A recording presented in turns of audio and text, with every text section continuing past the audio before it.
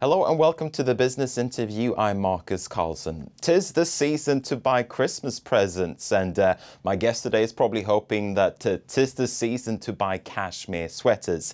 Eric Bompard is president and founder of the clothes retailer that bears his name. He started out in the 1980s specializing in importing cashmere from China, and now today he has 44 stores in 6 different countries: Belgium, China, France, Germany, Switzerland, as well as Britain. Welcome to the program. Yes, good evening.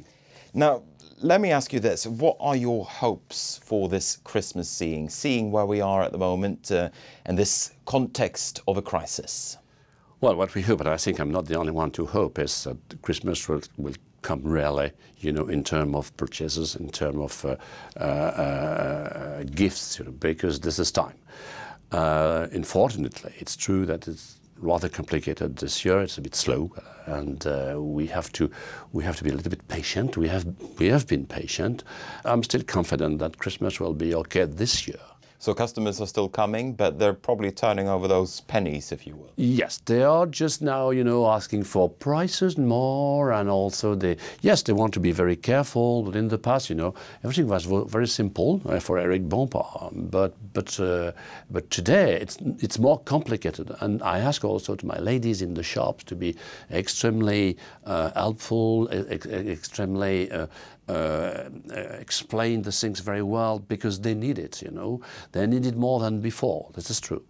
However, I should say this year, it's going to finish in 10 days from now, I think we'll be finally okay.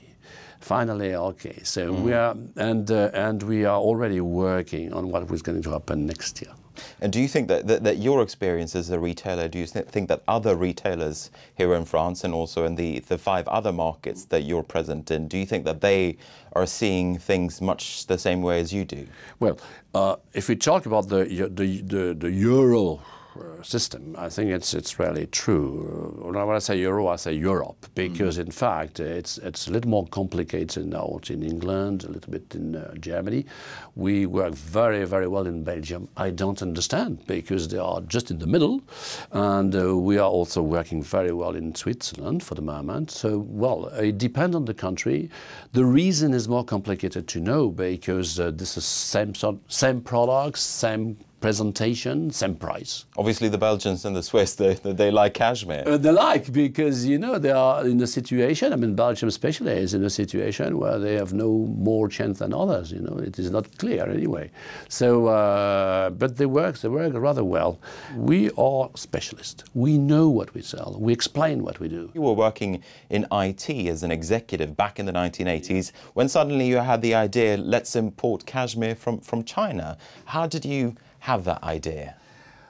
But the idea was, as I say, coming from the product itself. The raw material itself. Because as soon as you discover something, you have to move. If you don't do it, it means that you don't discover anything. So that's the problem. And you obviously saw a corner in the market that no one else had before. Yeah. That's it. I knew what the cashmere was, but I didn't know that it was coming from there, and we didn't know that we would make a new distribution. And something I was, very active in the past was what we call the mail order business, And at that time, we had an organization in my company, in the company which was an English company, with a mail order. They started with a mail order in England, in USA, and so they try to install the same thing in France. So this is something I knew, how it works. What is the problem? What are the problems with the mail order business? And so I did it in France straight away in '85. With a small catalog, 2 or 3 products, cashmere. And then it was very helpful for me to know that and to see how we can work with a small company, because the company, the English company in France was very small at the beginning. And because of that, you organize, build your experience, which is very nice, because as soon as you create something yourself, you've got all the experience coming from the others. And that's what I did. and it was not, the connection in the products were not, you know, there's no rendezvous there. But the good point was that I had a small company with 100 people, you know, in France, with a sort of turnover, same sort of turnover that we do now, you know. Turnover was quite good. Now, as you say, you're still quite a small company in comparison to other retailers, if we compare with the Zaras, the H&Ms, and as well as the Gaps. But they have moved into the cashmere market more and more in the past few years. How do you distinguish yourself from them, from the big boys? Yes, very simple, very simple. We built collection. You know, we built about per year about 200 styles for ladies, which is absolutely not the same business. You know, it's rarely 50% of very standard products, necessary product, and then the rest is new collection. It's styles new, and that's the first point. The point number two is inside of the 50%, we come from 2 plies to 24 plies. And nobody can do that because the price is too heavy. But we try to get the price at the right level, the nice level, because we have the eyes on the raw material, you know, so I try to get the proper price. So this is completely different. On one side, you have people, like, as you say, Zara and others, they just sell cashmere among the rest. We don't do that. We just focus on cashmere. But do you still feel the competition from the other players and bigger players? Well, the competition is existing. What we say is that they can go. I mean, they can try. They can make a sort of trial, you know, with the cashmere elsewhere, and it's okay. I mean, there's no. It's the same with the cars. I mean, you've got the car here and the car here. Depends on what you propose. We propose a cashmere collection every year, twice, and this is our business. And the other point is that we are absolutely certain to get the right raw material, which is in cashmere business extremely important. If you don't do that, you just pull down the cashmere. And we don't want to do that because we've started with the very right cashmere because it was very rare at that time in 80. But now the cashmere, you've got, you know, many tonnage, you know, big tonnage available. So, but inside of the tonnage, you've got the very good raw material and the other raw material, which is completely different. It depends on how you treat it. It depends how you organize, you know, all the steps, you know, to get to the sweaters. So this is our job. I mean, we do that. So we see it, we see the others, but we stay where we are. Back in the 1980s, you started out with importing cashmere to Europe from China. Now you're going back to China, you're opening up stores there, you're opening up retail stores and outlets. Why is that? First, the reason is that this is difficult to say we're going to forget the Chinese cities. It's impossible. And also because of the growing of China, I mean the growing of the people, the growing of the economy. So it is true that they start to like the very nice products and by chance they have the cashmere. But the proposal we make is the same as we do in Europe, you know, it's just a little bit corrected, you know, because of the Chinese people. But the rest is the same.